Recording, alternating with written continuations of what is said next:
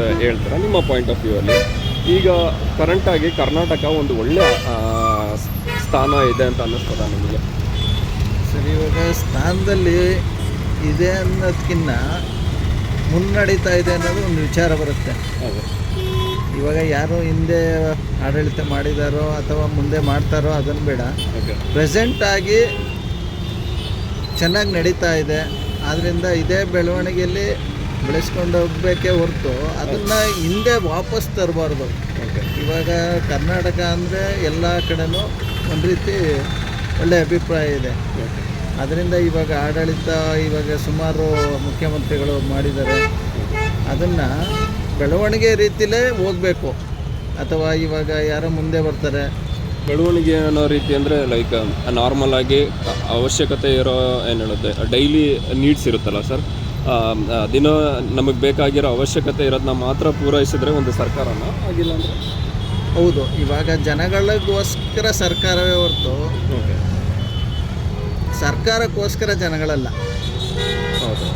ಹಾಗಾಗಿ ಜನಗಳು ಏನು ಒಪಿನಿಯನ್ ಹೇಳ್ತಾರೆ, ಅವರ ಕುಂದುಕೊರತೆಗಳೇನಿರುತ್ತೆ ಅದನ್ನು ಬಗೆಹರಿಸಬೇಕು. ಮತ್ತು ಏನು ಮುಂದೆ ಅವರಿಗೆ ಅವಶ್ಯಕತೆ ಇರುತ್ತೆ ಅದನ್ನು ಕೊಡಬೇಕಾಗಿ ಇನ್ನು ಮುಂದಿನ ಮುಖ್ಯಮಂತ್ರಿಗಳಿಗೆ ವಿನಂತಿಸಿದ್ದಾರೆ.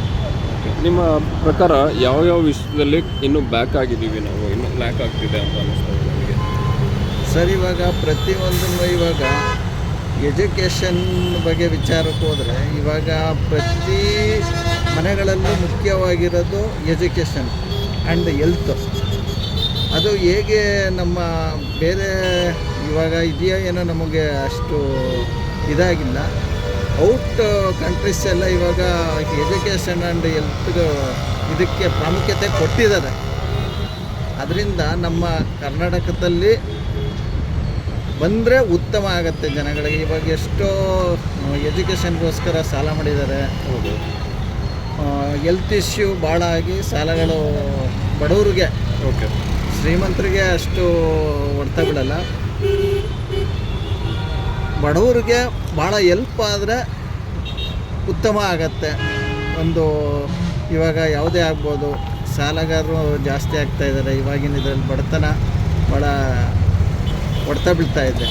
ಅದರಿಂದ ಒಂದು ಹೆಲ್ತ್ ಬಗ್ಗೆ ಏನಾದರೂ ಅಥವಾ ಎಜುಕೇಷನ್ ಬಗ್ಗೆ ಆದರೂ ಗೌರ್ಮೆಂಟಲ್ಲಿ ಹೆಚ್ಚಿನ ರೀತಿಯಲ್ಲಿ ಒಂದು ಕಾಳಜಿ ವಹಿಸಿ ಈ ಬಡತನ ಏನಿದೆ ಅದನ್ನು ಸಮತೋಲನವಾಗೂ ಆದರೂ ಮಾಡಿಕೊಡ್ಬೇಕಾಗಿ.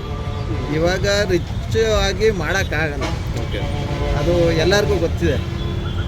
ಸಮತೋಲನವಾಗಾದರೂ ಮಾಡಿಕೊಟ್ಟು ಮುಂದಿನ ಮುಖ್ಯಮಂತ್ರಿಗಳಾದ ಡಿ ಕೆ ಶಿವಕುಮಾರ್ ಅವರಲ್ಲಿ ವಿನಂತಿಸ್ಕೊಳ್ತೀವಿ. ಒಂದೊಂದು ವಿಷಯದಲ್ಲಿ ಬಂದ್ಬಿಟ್ಟು ಹೊಂದಾಣಿಕೆ ಆಗಲ್ಲ. ಈಗ ಮನೆ ಅಂದ್ರೇ ಒಬ್ಬರು ದುಡಿತಾರೆ, ಒಬ್ಬರು ಮನೆ ನೋಡ್ಕೊತಾರೆ, ಮಕ್ಕಳಂದರೆ ನಾವು ಓದ್ತೀವಿ, ಆ ಥರ ಇರುತ್ತೆ ಸಿಚುವೇಶನ್. ಅದೇ ಒಂದು ಸರ್ಕಾರನೇ ನಡೀತಾ ಇದೆ, ಅವಾಗ ಜನ ಈಕ್ವಲ್ ಆಗಿ ಬರಲಿಲ್ಲ ಅಂದರೆ ಏನು ವಿಚಾರಗಳಿರ್ಬೋದು ಸರ್? ಬೇಸಿಕ್ಕಾಗಿ ಒಂದು ವಿಚಾರ ಮಿಸ್ ಮಾಡ್ಕೊಬಿಟ್ರೆ ಜನ ಹೊಂದಾಣಿಕೆ ಆಗಲ್ಲ, ಅವಾಗ ಯಾವುದು ಇರ್ತದೆ ಸರ್? ಇವಾಗ ಆ ರೀತಿ ಎಲ್ಲ ಹೇಳಕ್ಕೆ ಬರಲ್ಲ. ಓಕೆ. ಇವಾಗ ಜನಗಳು ಪಾಸಿಟಿವ್ ಆ್ಯಂಡ್ ನೆಗೆಟಿವ್ ಓಕೆ ಪ್ರತಿಯೊಂದರಲ್ಲೂ ಬಂದೇ ಬರುತ್ತೆ. ಆದರೆ ನಮಗೆ ಪಾಸಿಟಿವ್ ತಗೊಳ್ಬೇಕಾಗತ್ತೆ. ಪ್ರತಿಯೊಂದು ವಿಚಾರದಲ್ಲೂ ಪಾಸಿಟಿವ್ ಮುಖ್ಯ. ಓಕೆ. ಇವಾಗ ಪ್ರತಿಯೊಬ್ಬರಲ್ಲಿ ಇವಾಗ ಜನಗಳು ಅಂದರೆ ಪಾಸಿಟಿವ್ ನೆಗೆಟಿವ್, ಆದರೆ ಪಾಸಿಟಿವ್ 70% ಇರುತ್ತೆ, ಓಕೆ, ನೆಗೆಟಿವ್ 30% ಇರುತ್ತೆ. ಹಾಗಾಗಿ 70%ಗೆ ಪ್ರಾಮುಖ್ಯತೆ ಕೊಡಬೇಕೇ ಹೊರತು 30% ಕೊಡಬಾರ್ದು ಅನ್ನೋ ವಿಚಾರದಲ್ಲಿ. ಸೊ ಇವಾಗ ನೆಕ್ಸ್ಟ್ ಡಿ ಕೆ ಶಿವಕುಮಾರ್ ಅವರು ಮಾಡ್ತಾರೆ ಚೆನ್ನಾಗಿ ಸರ್? ಅವರು ಇನ್ನೂ ಈಗ ಬಂದಿದ್ದಾರೆ, ಓಕೆ, ಮುಂದೆ ಕಾದು ನೋಡಬೇಕಾಗತ್ತೆ. ಯಾಕೆಂದರೆ ಈಗಲೇ ಅವ್ರ ಬಗ್ಗೆ ಒಪಿನಿಯನ್ ಹೇಳಕ್ಕೆ ಬರಲ್ಲ.